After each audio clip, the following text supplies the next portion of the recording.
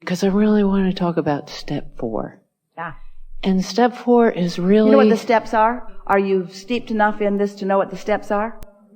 Step 1 is contrast causes you to ask. Ask is step 1. You can't stop doing that. You're just asking constantly. Step 2 is source answers what you're asking for. Or another way of saying it is, once you send off that rocket of asking, source becomes the vibrational equivalent of what you've asked for. So when you ask for more money, you become vibrationally, in terms of this vortex, more prosperous. That's the part you argue with, as in the vortex. I want it in my bank. Vibrationally speaking, you become more prosperous. When you ask, it is given immediately. Step 3 is, you got to find a way to release resistance in order to allow what you've asked for, which is already vibrationally there, to flow into your experience. That's what step 3 is. We call that the art of allowing. Allowing what you're asking for to be realized by you. So step 3 is really practicing thoughts, preparing yourself to be in a vibrational place that allows the path to occur to you. Thoughts, ideas, others, impulses, emotions, all early stages of your conscious awareness that this is happening. And then, of course, everything else comes through too. So recently we've been talking about how if you will try just a little bit, if you will care is a better way of saying it. You don't want so much effort, but if you will care about the way you feel, and you will start in this wobble-free place that's easy for you to achieve once you find good feeling things, easy things to think about. When you are awake and focused, law of attraction never ceases to respond to you. So momentum will increase.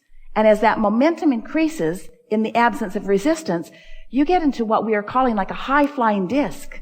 You're resistance-free, which means there's no wobble, and the momentum is getting stronger and stronger, and that's when you begin feeling emotions like elation or fascination or strong interest or love or appreciation. So once you're hanging out in that place a lot, once that's the way others are defining you, that's a happy person, or that person is always eager, or that person really thinks fast on their feet, or that person seems really intuitive, or that person's in the right place at the right time, or that person's living a really good life. Once you are in that place where you're feeling good most of the time, and of course, negative emotion is a natural thing. Don't ask the impossible of yourself. But if you're predominantly feeling good, then you are on that high-flying disc. That's what we're talking about. Now, when contrast introduces itself to you, and it will, it's a smaller wobble. You see what we're getting at? Mm-hmm. It's a smaller wobble of contrast. Mm-hmm. And that's what we want to call, that's what Esther insisted that we call step 4. She so likes the steps. Step 4. Step 4 is feeling good. I'm understanding this so deeply. Mm-hmm. Nothing's a mystery to me anymore. When I watch others, when I see myself, as things manifest, as ideas occur, as I get into a group and I can feel us all having a good time and everyone's sort of tuned in, tapped in, turned on, and ideas are flying and fun is being had by all. Step 4, living. Yeah. So stable in your knowledge of the laws of the universe, and most important part, so stable in your personal believing or knowing that you can stay stable. That anything that you then give your attention to doesn't throw you off your game. Yeah. So you keep it close to you. You practice it. You're steady there. Then you can turn on CNN. We don't recommend it. But you could. You could see what's going on in the world, and it wouldn't destroy your sense of well-being. You can put things into perspective and understand that well-being still abounds. You can acknowledge that everyone is the creator of their own reality, and you can revel in the fact that you know that and your eagerness for them to figure it out. You can revel in your understanding that you never get it done and that you can't get it wrong.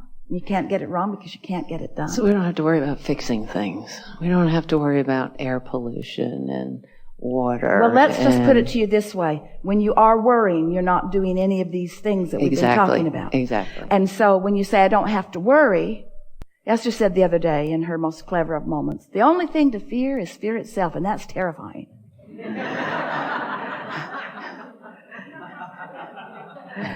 When you feel negative emotion, it means the same thing every single time. You're off your game. You're not in sync with what you really know. And that's why you feel bad. Worry is the way you feel when you're not synced up with what you really know. Worry is the way you feel when you focus in opposition to what you really know. Another way of saying it is, so you've launched these rockets and your path is moving you from where you are to where you want to be. That's the path. Now, you can move in the direction of the path or you can move in opposition to the path. When you worry, you're focused in a direct opposition to what you want. You don't have to be at your destination in order to feel good. You just can't be moving in opposition to your destination. Mm-hmm. Your destination will keep moving on you. Have you noticed? That's step 4 living. Mm-hmm. It keeps changing. So step 1 is some contrast. I don't like that. I know what I don't want. I know what I do want. Launching the rockets. Sources all lined up with it. You find vibrational alignment with feeling good because you're not trying to solve the problem. You're focused upon things that are already going well. Now solutions begin flowing to you. In fact, step 4 living is like this. Solutions come in such quick response to your awareness of the problem that you don't even get a fix on the problem before the solution is there. From your position, it looks like the problem and the solution appear to you simultaneously. Step 4 living.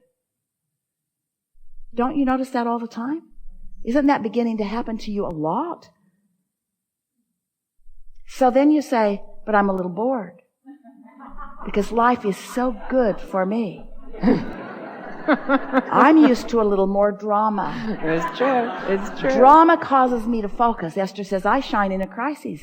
Give me a crisis so I can shine. It's true. You get to choose how much gap you have between where you are and what you want. You get to choose what your threshold of discomfort is. Some of you like a little discomfort in order to prove your worthiness. Well, I have to share. All right. Some of you want no discomfort. Some of you are so solid in your expectation that you are loved and that wonderful things should flow to you, that you no longer need to mess up your own trail just to prove your own worthiness. And in time, you'll be at that place where you'll understand that there's no virtue in a hard ride. There's no upside to feeling down. Ever. Mm-hmm, mm-hmm. I have to share one story. Because I had neighbors. I live in an apartment, and the neighbors next door, we share the common wall. They're a young couple, and they were really sweet and really nice. And towards the end of their lease, they were having parties. They were staying out, like right out in the front door on the patio and partying till 2, 3 o'clock in the morning. And that was fine. You know, I just put in earplugs, and I thought, let them have fun. And I thought, and I listen to you every morning, and I watch YouTube. I'm always plugged into you. And I thought, well, I don't know if they're Abraham followers, but I think at least they're getting it through. They may not realize it, but it's getting through the walls. I want to say to you, none of you are Abraham followers. You are Abraham leaders. Leaders, okay. Because it is your question that calls us to where you are. And so you're leading this game. Yeah. And it's just true. As you knew and you we would. are such creators. It's just so amazing. And it proved it today. Because I said, you know, I would really love to have a neighbor that is closer to my age. Female would be nice. If we could be friends, that would be great. Somebody that was quiet and respectful. And sure enough, that's what I got. And I thought, well, this is really cool. But we never really see each other. Because, you know, that's just the way life is. If you're not coming and going at the same time, you go in, you close your door, you live your life. You're really not aware of neighbors around you much anymore. Well, I'm sitting in here, a couple of rows back, and I see this woman come walking across the room and sit down. And it's like, son of a... And I got up and I walked around and I sat right in front of her and I said, do you know me? She didn't even recognize me. And she's like, well, God. I said, I'm your neighbor. We share a wall.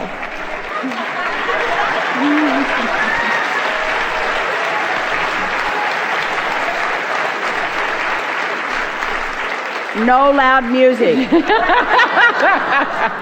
But it is just so, if we could remember the moments when we know we did it. I think that's the problem. We keep discounting our own abilities. But you see, once you know what you know, and you do, did you sign the disclaimer that says you can't go back?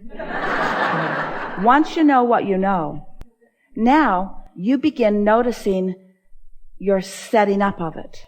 Yeah. You begin noticing when you consciously gave birth to it. Now, we want to say to you that sometimes what you want to say, I thought the thought, or I made the plan, or I set the goal, and we say, did you? Or was it part of that manifestation that came from that broader perspective? In other words, let's not split hairs over where the thought originated, who was joined in on it. What you are is the receiver of it. What you are the perceiver of it. What you are the interpreters of it. Does that happen in, because meditation, I keep thinking I really suck at meditating because every time I do. Before you go there, we want to finish this thought out because go. we want you to feel what's going on here. So in the wobble-free zone earlier on, you're more aware of the universe's assistance in the orchestration of the path that is unfolding for you. And so you want to call that the setup. We think that's a good name for it. We want to call it your first awareness of this path that you are now setting out on.